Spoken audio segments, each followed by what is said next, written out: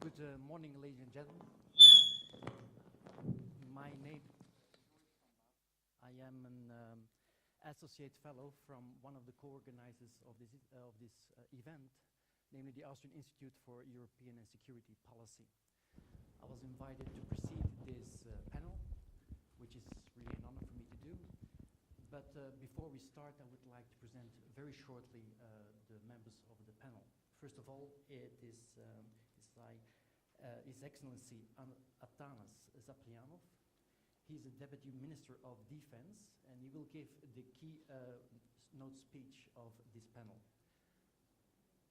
Organizationally, he will address us with a key note, and then, because he has to leave us earlier, afterwards there will be given the chance to ask a couple of questions, after which His Excellency will leave the room. After leaving the room, we have four other speakers, namely on my right side, Mr. Sven Bisschop. He is the director of the Egmont Royal Institute for International Relations and also a professor at the Ghent Institute for International Studies in Ghent, Belgium. So, two Belgians in the panel. We are a majority. For once. Besides Mr. Sven Bisschop, we have Mr. Dick Zande. He is a senior research fellow from the Klingendahl Institute of the Netherlands. And then we have also Mr. Alessandro Marrone, head of the defense program, the Instituto Affari Internazionale. So, as I said, organization-wise, first we have the keynote speech. Afterwards, we will continue with the four distinguished. Sven, do you want to start? Okay. Thank you very much. Good morning, ladies and gentlemen. And thank you for giving me the opportunity to visit Sofia for the first time. In a way also as, I would not dare to say representative, but affiliated with one of the organizers, since I'm an associate of the Austrian Institute for European and Security Policy. I'll address the big strategic picture, and you could say that in a way, in world politics, we've gone back to normal. Unfortunately, normal is not necessarily nice, because normal in the history of world politics means multipolarity. You have different great powers who cooperate, but who also compete. And I do think that in Brussels, there's been a shift in the thinking since a few years, that people have realized that the point of EU foreign policy cannot just be to be nice to other countries. The point of EU foreign security policy has been to defend our interests. Of course, there are nice ways of doing this and not so nice ways of doing this, but that's what it's about. Lots of people are having lots of fun comparing the current international environment of the 19th century, which was the last big interpolar period, if you want, and people are trying to convince us that the rise of China emulates the rise of Germany or the rise of the US even.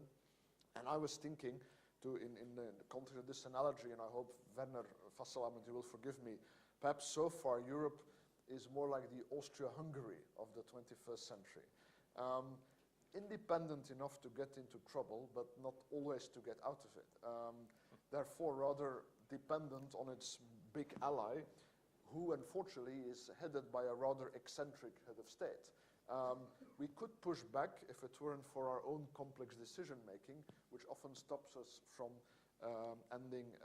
from arriving at a resolute point of view. All in all, though, not a bad place to live. But then again, we know what happened to Austria-Hungary, so probably we should get our act together. And my view is that the 2016 EU global strategy, actually, intellectually speaking, equips us rather well to deal with this environment. But the question is, are we acting upon that strategy? It is more realpolitik, I think, in its reasoning, but are we acting upon it? And I want to just highlight 5 points in this regard, what the EU is doing, what it is perhaps doing unwittingly, and what it's not doing. One, what we are doing, I think, is investing in a transatlantic alliance. This is very difficult, which is exactly why now we need to invest in it and to make it clear to the US administration, who doesn't always seem to realize it, how important it really is. For the moment, though, investing in a transatlantic alliance often means pushing back against the some of the weirder ideas of this administration and especially of this president. I think the EU member states and the External Action Service are doing that, often more so than we realize. But it's getting more and more difficult because also some of our interlocutors, those with whom you could still have a conversation, well, they're being fired, one after the other. So this is something that we are doing, we need to keep up. Two, I think the EU is trying to make the transatlantic alliance more equitable precisely by investing in strategic autonomy, as you said, Minister, and in permanent structured cooperation. And I, along with many others, was very surprised, though, when the US came out so strongly against PESCO, because I would say, well, this is exactly what you've been asking for. You want more capabilities? This is the only way that you're going to get more European capabilities. NATO doesn't have a mechanism to do this, because the only way that Europeans will acquire significantly more capability is by pooling their efforts. And that's exactly the point of PESCO. So I would humbly, I'm not really humble, so let's drop the humbly. I would recommend the US administration support this. You know, this is the only way of getting a real strategic partner in Europe. And we should stop talking about duplication with NATO. PESCO is about building capabilities. Once you have the capability, you can use it in whichever framework you want. NATO, EU, UN, national operations, you name it. Three, I think the EU is also investing in new partnerships, not new alliances. We have an alliance with the US and the other allies in NATO, but NATO alone is not going to solve all of our problems. I hear too many people who say, well, as long as NATO is fine, everything is fine. That's like saying, as long as the Maginot Line is manned, everything is fine. The Maginot Line was not actually useless, but the Maginot Line alone was obviously not sufficient to defend France. And it's the same with NATO. On the one hand, we are very grateful, I think, that our American allies support us in the context of NATO to deter potential aggressors, and notably by pre-positioning troops on the eastern borders of the EU and NATO. But on the other hand, we also see how the US, the same US, is making trouble for us. One case in point is the Iran nuclear agreement.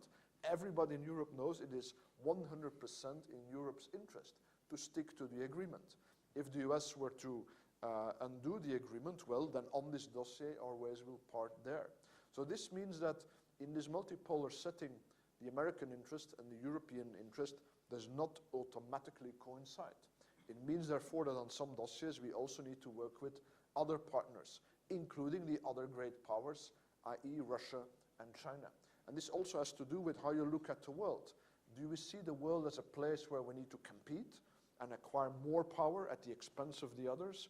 Or do we see the place as a world where we can still try to cooperate and share power? I think for the moment, the EU is still more in the second vein. And I think that, for example, China obviously has a strategy. It is perhaps the most strategic of the great powers, aimed at defending its interest. That obviously may have negative consequences for our interests sometimes, but I don't think that for the moment China has a strategy against Europe. So it means there are also opportunities to cooperate with China. Even, I would say, in the hard security sphere. The moment that China says it wants to develop a world-class military is, I would say, precisely the moment that we need to engage China in security cooperation. This brings me to the fourth point. We need to play a stabilizing role. And engaging with China on security cooperation is one of those. Keeping open channels for cooperation with Russia is another. I think our diplomacy and our trade can play an important stabilizing role, but perhaps we're not really using them in the most strategic fashion. For example, if the EU creates new free trade agreements in Asia, that has in itself strategic effect, because given the US exit from the Trans-Pacific Partnership, that created a void which China was eager to fill. The only alternative to the American anchor for countries like Singapore, Japan, Thailand, South Korea, and others is an anchor in the EU economy. And we're doing that. We're probably not doing this. DG Trade and the Commission was probably not doing this because it was thinking of the geopolitics of it. So in a way, we're scoring geopolitical effects unwittingly, but now ex post factum, you can see how people in Brussels are beginning to think about it. What does this mean, actually, that our trade has strategic effect? How do we use these agreements? And I think this is just one example of how we have the instruments, we have the tools, but we need to just think a bit more about how we can use them. Think about the Belt and Road Initiative of China. It's coming our way. We can say, okay, we want to play, but actually the land route that China is constructing goes through Russia, with which we're having some difficulties for the moment. You can say, therefore, to China as a EU, look, this is not just our problem, this is also your problem. If you want your land route to work, it's also in your interest to ensure that Russia is a partner in stability and doesn't create instability in Ukraine and in the Middle East. So there's a lot that we could do here, which brings me to the fifth and final point. What we're not doing, though, I think, even though we announced in the global strategy, is to develop a clear strategic view on our neighborhood. The paradox is that many European states are engaged in military operations in the neighborhood, for example, in the coalition against ISIS. But where is the European view on the political future of our neighborhood? I don't see it. Well, how do we see the future regional order in the Middle East? How do we see the future balance of power between Iran and Saudi Arabia? What's even the political future of Syria and Iraq? Our troops are there to defeat IS, okay, but that just the means to an end. But what is the political end? We don't know. So this is an example, I think, of where, as Europeans, we're still falling short of our aspirations. So my concluding sentence would be that I have the feeling that the mindset has shifted, but we need to really think about this more in a united fashion. My slogan for the EU would be, vis-à-vis the other world powers, the other great powers, accommodation from a position of strength. We can accommodate the rise of China, we can accommodate Russia in the world order, but only if we act as a united EU. If we try to accommodate the rise of China and Russia in a divided way, it will be seen as weakness and it will be exploited. Thank you. Wow, this is timing. Exactly 10 minutes. Thank you so much. Dick, would you like to address? Thank you very much, Joris. It's not my first visit to Sofia, but I'm happy to be back, although it's probably my shortest visit, as I have to leave during the coffee break to make my way back to the Netherlands for another commitment. So sorry, I will have to leave you a little bit later this morning. I'm going to talk mainly about the challenges Europe is facing in its immediate surroundings, and let me start in that aspect with a quote. Here it comes. The questions are growing in number, the problems are more complex, and the issues are increasingly tangled together in intricate patterns. And you might consider it a very recent statement from one or the other politician about the challenges Europe is facing in its close neighborhood, east and south. Yet the quote dates back to 1999, more than 19 years ago, and it comes from the statement on current and projected national security delivered by the then United States Director of Central Intelligence, George Tenet, before the Senate Armed Services Committee. At the end of the 20th century, in what was considered as a US-dominated international order, Tenet listed weapons of mass destruction in North Korea as serious threats, long before Donald Trump and rocket men started their Twitter war, which by now seems to have turned into a love affair quite suddenly. In 1999, Tenet also referred to Russia and China as the future security concerns, long before the Putin factor became clear and visible, and China's rising economic and military power became visible. And Tenet even pointed to the danger of terrorism, in particularly bin Laden, aiming to hit American targets. He said that in 1999. And 2.5 years later, of course, on 9/11, it happened. So have threats and challenges really changed since the late 1990s? In fact, all what George Tenet predicted has come true. Bin Laden hit the US, as I said, in 2001, which started the war on terror. And the effects of that war on terror we are still facing today, and the consequences in Afghanistan and elsewhere in the Middle East. The problem of terrorism has not gone away. On the contrary, it has hit many European cities over the last few years. And the ISIS caliphate might have been beaten by now in Iraq and Syria, more than 3 years after it was announced in the city of Mosul, but religious extremism will continue to attract supporters if the root causes are not dealt with. And we see this almost daily in the Middle East and Northern Africa. The security challenges in the Middle East are of an enormous magnitude. It is the area where the Shia and Sunni blocs, led by Iran and Saudi Arabia respectively, are fighting for dominance, where the US influence is waning, where Russia and Turkey have become proactive players, and where the Israeli-Palestinian problem seems to be escalating again, not to speak of a potential Israeli-Iranian clash. And the fighting continues in the meantime in Syria and in Yemen. What George Tenet did not address in 1999 was Africa. At the time, Northern Africa and the Sahel area were relatively stable, though in most cases under oppressive regimes such as Gaddafi's dictatorship in Libya. Today, large part of that area are in turmoil, from Mali to the Horn of Africa and from Libya to northern Nigeria. And all future threat analyses point to further potential for conflict in Africa, based on a very dangerous cocktail mix of demographic explosion, failed states, corrupt governments, international crime, and religious extremism. Turning the clock to Europe's east, the situation has been more dramatically in its development than Tenet predicted in 1999. The annexation of the Crimea and Russia's interference in eastern Ukraine have fundamentally altered the security environment in Europe. International rules and agreements have been violated. Confidence and security building measures are no longer adhered to by Moscow. So in a way, the situation is worse than during the Cold War, when the Soviet Union stood firm on border issues and fully implemented arms control agreements. So we are facing new threats and challenges at Europe's borders east and south. But the threats stemming from Russia are quite different than the threats stemming from the south. The Russian threat is posing a combination of classical military power, nuclear and conventional, and a 21st century version of non-military challenges, together labeled under the current buzzword of hybrid threats. The Kremlin's propaganda is not new, but the misuse of the internet, in particular the social media, by the troll factory in St. Petersburg and other spoilers of free access to the World Wide Web have changed its potential impact tremendously. The challenges stemming from instability and conflicts in the south, the Middle East and Africa, are quite different. Europe is confronted not with a direct military threat, but primarily with the spillover effects, such as terrorism, refugee flows, migration flows, as well as international crime. Logically, when one travels more east on the European continent, the security perception tends to lean more to the threat posed by Russia, and while you go to the southern European countries, insecurity across the Mediterranean is perceived as the major challenge. Threat perceptions, therefore, are diverging across Europe, and to a certain extent, this is not new. Geography and history always come into play, also today in the digital age.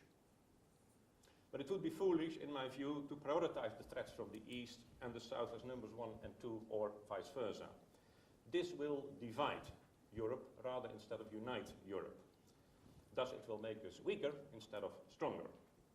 But in terms of responses and roles to be played by the two key international organizations in the area of security, the European Union and NATO, it is certainly possible, and it might even be desirable, to come to a certain EU-NATO agreement on who does what. In fact, I think this is logical for two main reasons. One, doing exactly the same would mean duplication, which doesn't make sense and would mean a waste of effort and probably money. Two, there are things the EU is better equipped to do, and there are things NATO is better equipped to do. In other words, we have to maximize the use of the competitive advantages of the two organizations to ensure that they operate in harmony, reinforcing each other's efforts.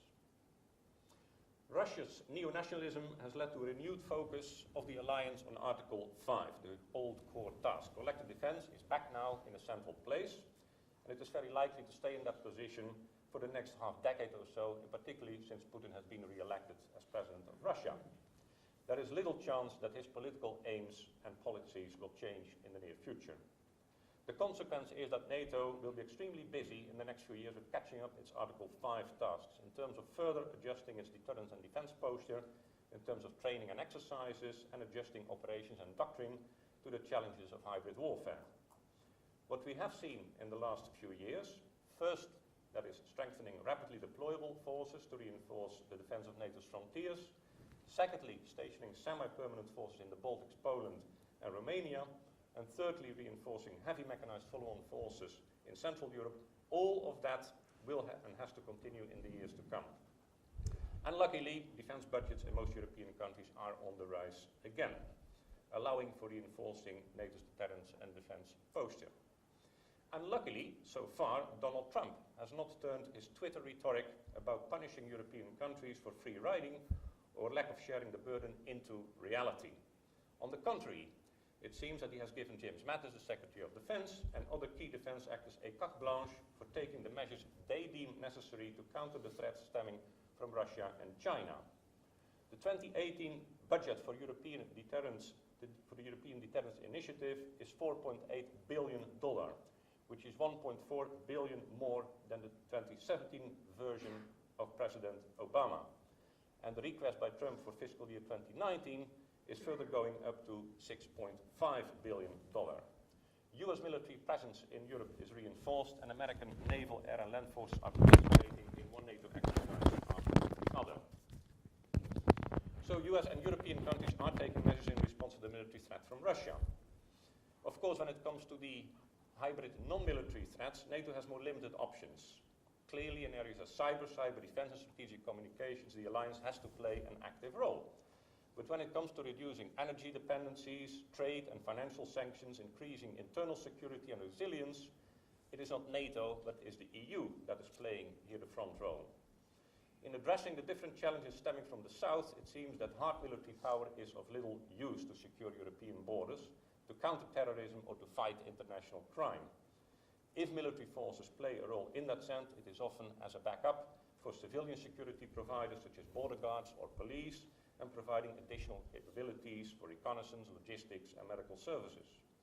So in terms of NATO and EU involvement, it seems that there is much more demand for a growing role of the European Union, for example, by further expanding the role and tasks of Frontex, the border security agency, than for NATO.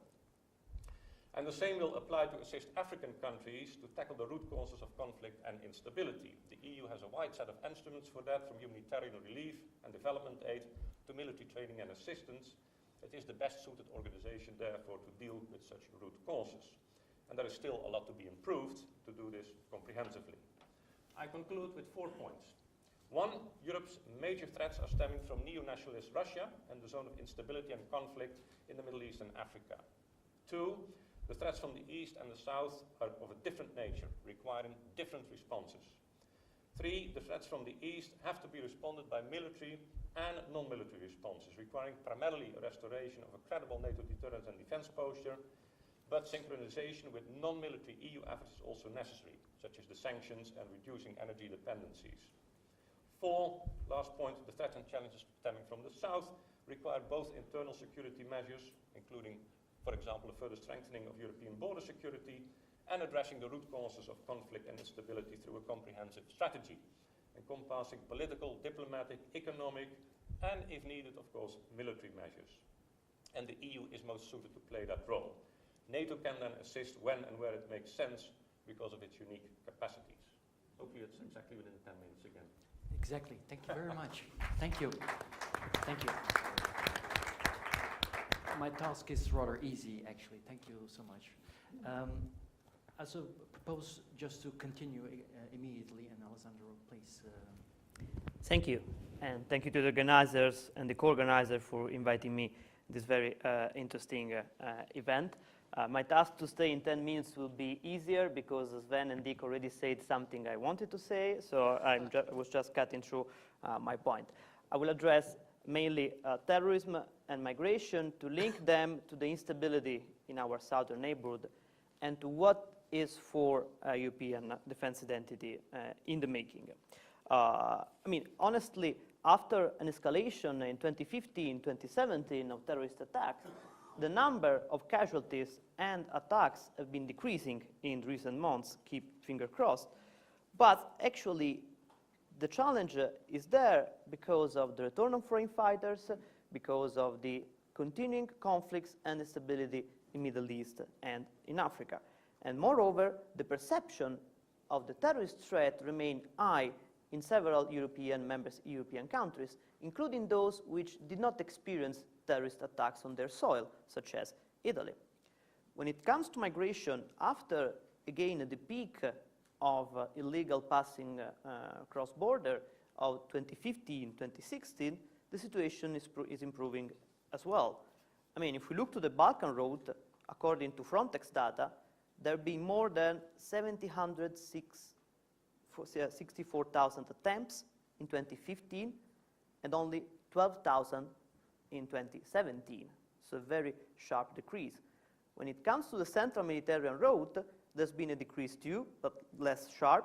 We had 181,000 in 2016, 119,000 in 2017, and only 9,000 in the first 4 months of 2018. And if we consider the increase usually taking place during the summer over the Central Med Road, we will likely arrive to 80,000, 90,000 migrants arriving in Italy this year. Now, let me clarify that migrants are not a security threat per se. This statement should be made very clear. But the massive, illegal, and unmanaged flow of migrants experienced by Europe in last years have put our societies and finances under pressure, has weakened the social cohesion in several countries, and it has fueled political extremism in Europe. In that sense, the migratory crisis has been a destabilizing factor for European countries and for the European Union as such. At EU level, I don't need to recall the fight among member states about the relocation of asylum seekers and migrants to remind how divisive this issue has been. And like for terrorism, despite the numbers are getting down, the perception in the public opinion remain very high because of the number of migrants present in our cities, towns, and villages, and because the politicization, the political use of that issue. And for both terrorism and migration, the situation remains very fragile because the roads for migrants can be reopened again in Libya and in Turkey, and because, as I said before, the terrorist threat remains latent in there. Why the two challenges remain there? Because they do not happen in a vacuum. They happen in a regional security environment which has been increasingly destabilized since 2011 on. And therefore, and I'm going to the second part of my presentation, European Union cannot deal with terrorism and migration only through internal measures. I mean, border control, better management of asylum seekers, judiciary and police cooperation, all the measures to counter radicalization in Europe are necessary, useful, and welcome, but they represent only one side of the coin. The other side of the coin is what to do to stabilize Middle East and Africa. And by saying Africa, I'm saying from North Africa to Sahara, Sahel, Horn of Africa, and the Gulf of Guinea. In other words, as I said before, the blurring of the boundaries between external security and internal security has been going on and has been completed.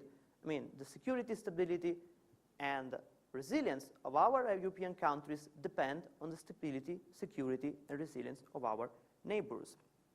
Now, if we look to the region, we see 3 layers of conflict. There is the local level, where local actors do fight each other for their direct interest or even survival in the operational theater. This is the case of the factions in Libya, in Syria, in Yemen, etc. There is the regional level, where states, both powers and small states in the region, do support militarily, in a covert or overt way, the factions because of their direct interest in the region, I mean support or counter military the faction because of their direct interest in the region. This is the case of Turkey with the Kurds in Syria, or because of more general interest, regional competition, such as between Iran and Saudi Arabia. This is the case all the way through North Africa and Middle East. And on top of the local and regional level, there is the global layer. You have global powers like Russia, heavily involved militarily in the Middle East, not mainly because of the Middle East itself, but to position themselves vis-à-vis other great powers like US, or to have more leverage on other dossiers like Ukraine. And we see exactly what Sven said before about the return of multipolarity. So an effective foreign and defense policy from the European Union towards that region has to address the local, regional, and global level. It is needed an integrated approach, or as said by Dick, a comprehensive strategy. Now, my latest point is about how the European defense identity, if we want to use this term in the making, the PESCO, the European Defense Fund, the initiative mentioned by the keynote speaker, how do they make a positive difference with regards of the stability of our neighborhood? Well, first, very honestly, very blunt, by cooperating and integrating more among ourselves, European, we bind us more, and hopefully our national foreign and defense policy will diverge less. We cannot hope in stabilization of North Africa and Middle East if different EU member states support different factions in Libya, which do fight each other. We need to advance common interest and a common vision in the region, and to do so, creating common institutions, integrating the military, integrating the defense industry, etc., it's a way, if you want, it's a Jean Monnet way, it's a functionalist way, to create more common interest and therefore having a more shared foreign defense policy. I know that it has been said that you need first to have a strategy, a foreign policy, a defense policy, and then the capabilities.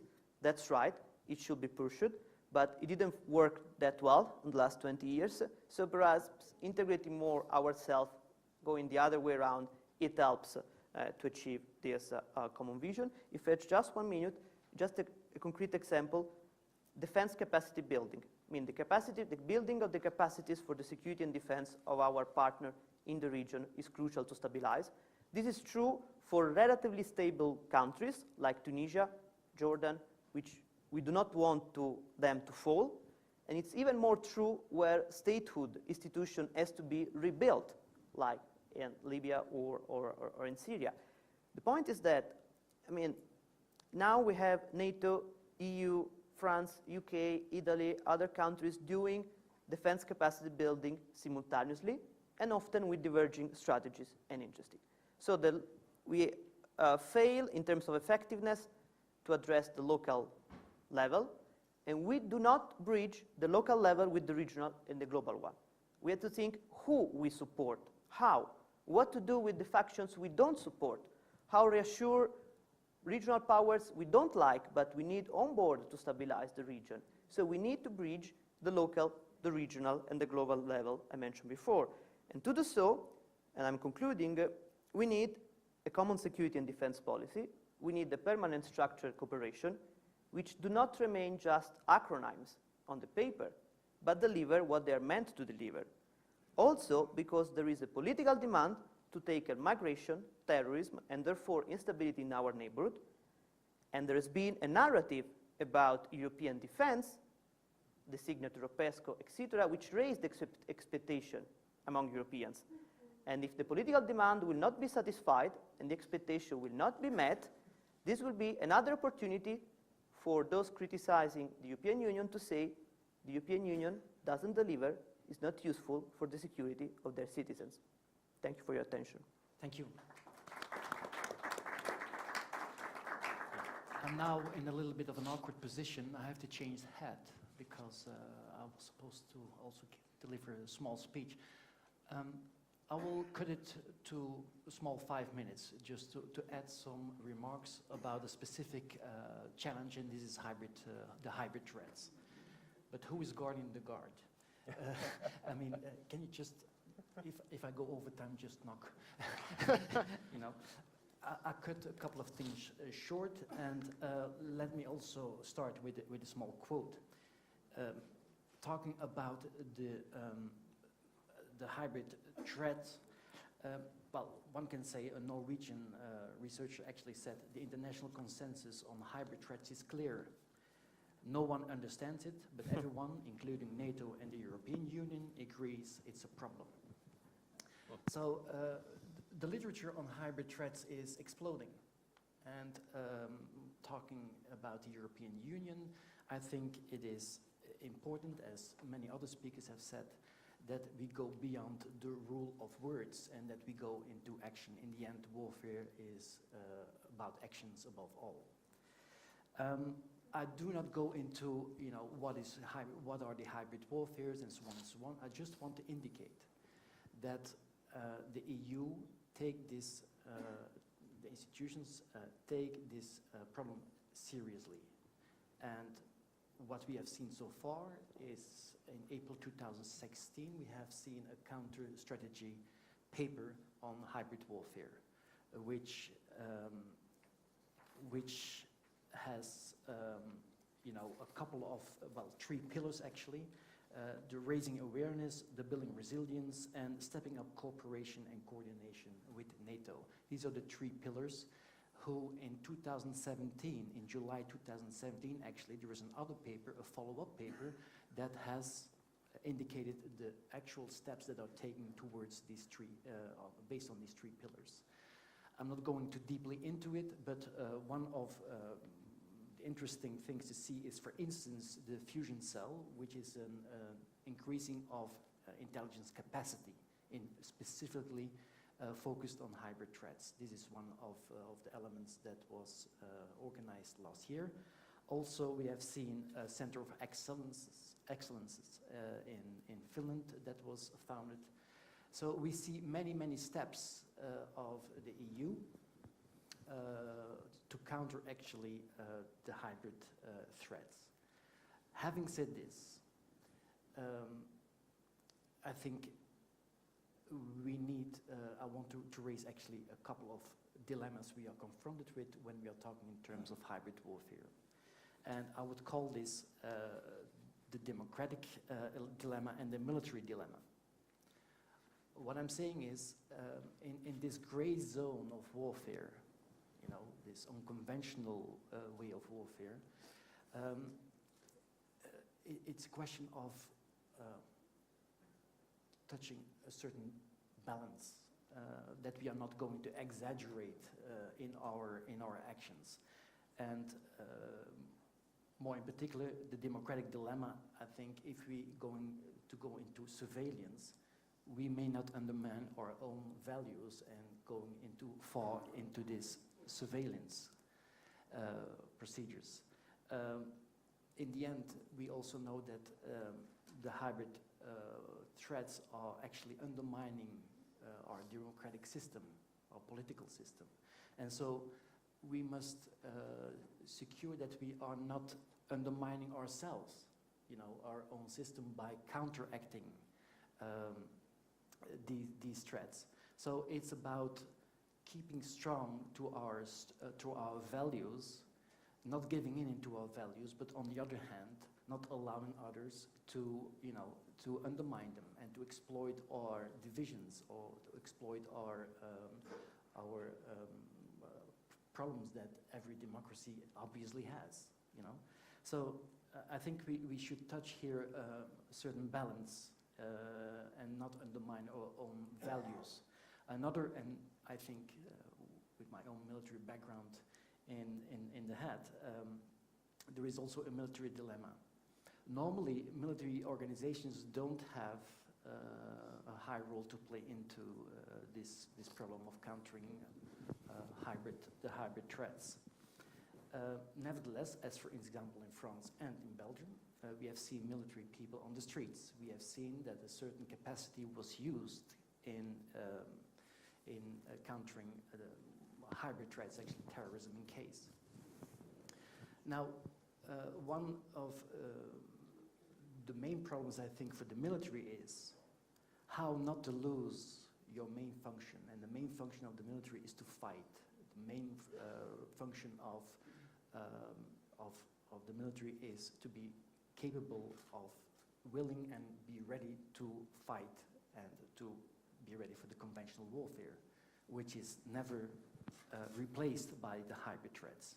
That must be kept in mind. So how do we keep the military, the core function of the military intact, while at the same time thinking about how the military can cooperate or can fulfill a role in the hybrid warfare, countering the hybrid threats actually. So these are a couple of dilemmas. I'm sorry, I have to be very short. It's not so structured as I had prepared it, but I would like to we have another 5 minutes. I would prefer to have a couple of questions. So if there are questions in the audience, please can address them to the panel.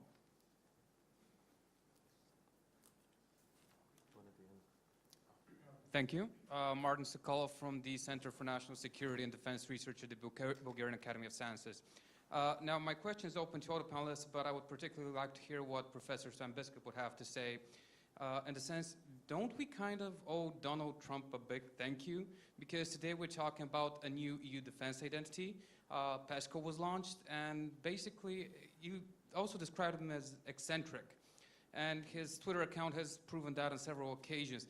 But he hasn't said anything new compared to Obama or Bush before him, for example.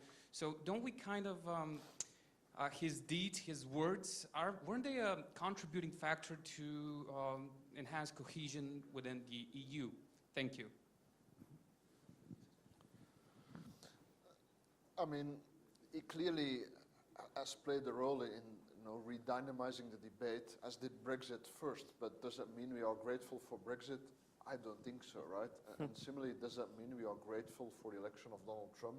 As I said, the picture is very mixed. I do think, and Dick pointed it out, the US has, under Donald Trump, increased its military presence in Europe, but at the same time, it might create very serious problems for us in the Middle East. And also the tactics that he used in the North Korean case, perhaps it might now play out for the better, but it were very risky tactics. So I would not go so far as to welcome his Twitter feed.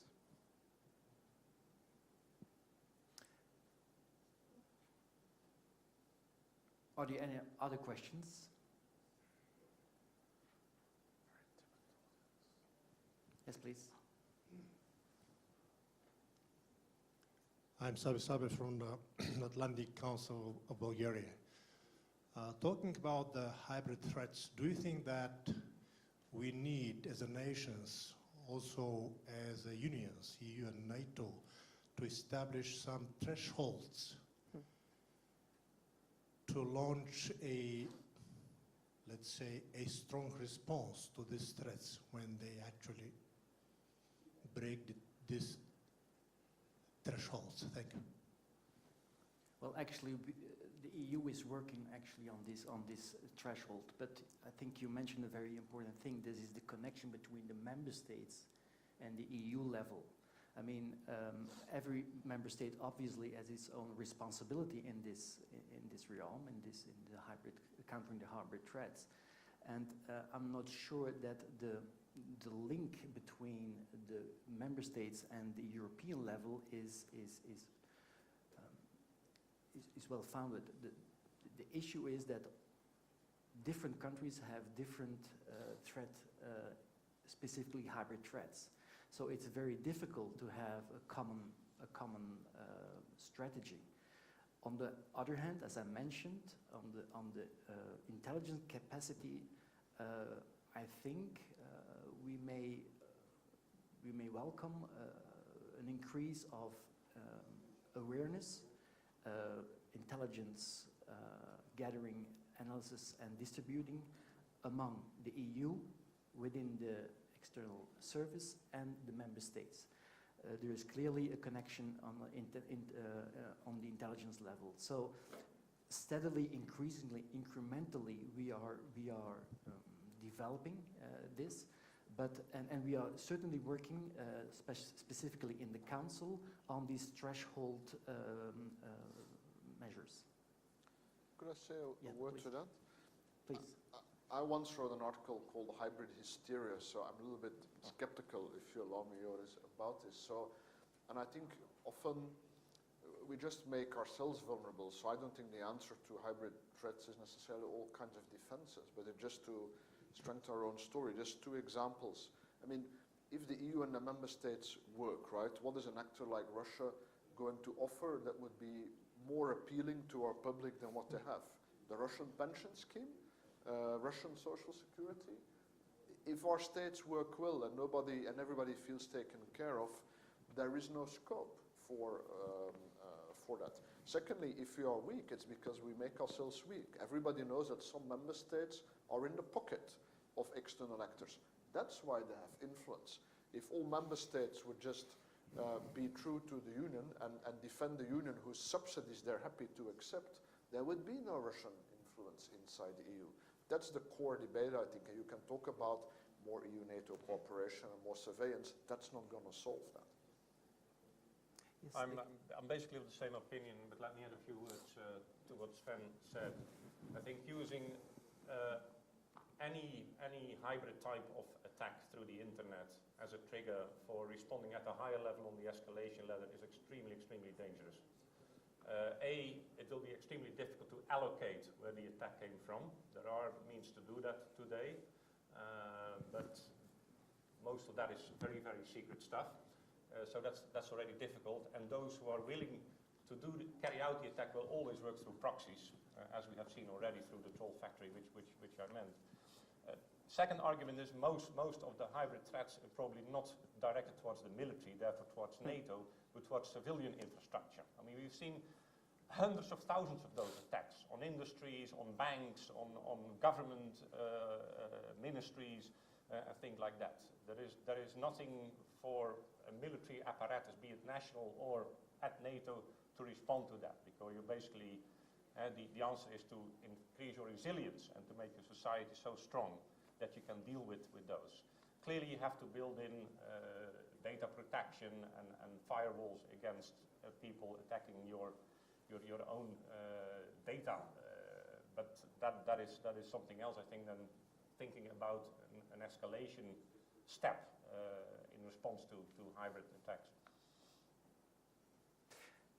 It's about one last question. Okay.